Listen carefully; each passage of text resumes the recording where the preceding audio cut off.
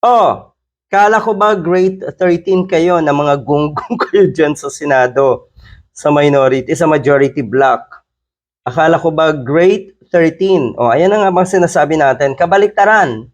Dahil kayo ngayon yung umiiyak.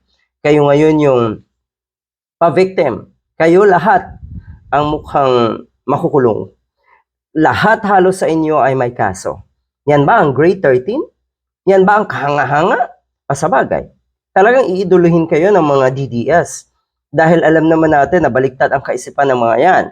Na ang dapat iduluhin at ang dapat hangaan ay yung mga balasubas, yung mga walang hiya, yung mga demonyo, yung mga kriminal.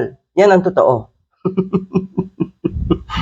Nasaan na yung sinasabi niyong grade 13 na kayo ay buo? Unti-unti kayo malalagas. Nauna nang sinabi na daw si Jinggoy na may nagalok daw sa kanya para lumipat sa minority.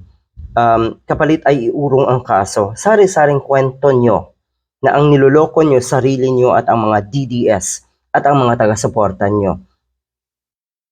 Kaawa-awa. Kaawa-awang mga nilalang. Ang sinasabi ngayon natong si Amy Marcos, hindi daw niya maintindihan. Hindi mo talaga maaarok yan, Amy Marcos. Hindi mo talaga iintindihin yan. Ang daming drama ngayon natong sina Amy Marcos, sina Camille Villar, na kuno nga ay bakit kailangang ikulong si Jinggoy Estrada. Iniisa-isa daw. Kung yan ang totoo, kung yan ang talagang nangyayari na kayo ay iniisa-isa, ay dapat lang. Buti nga isa-isa. Hindi masyadong masakit. Paano kung kayo sabay-sabay na aresto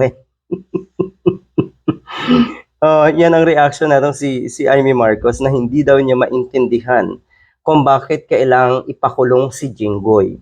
Hindi pinakulong si Jinggoy. Si Jinggoy ay sadyang makukulong dahil dapat niyang pagbayaran ang kanyang mga kawalang hiyaan at ginawa sa bayan.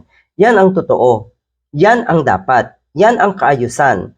Yung mga may kawalang hiyaan at ginawang kabulastugan sa bansa natin, kinukulong, pinaparusahan, hindi hinahangaan, babalina ka.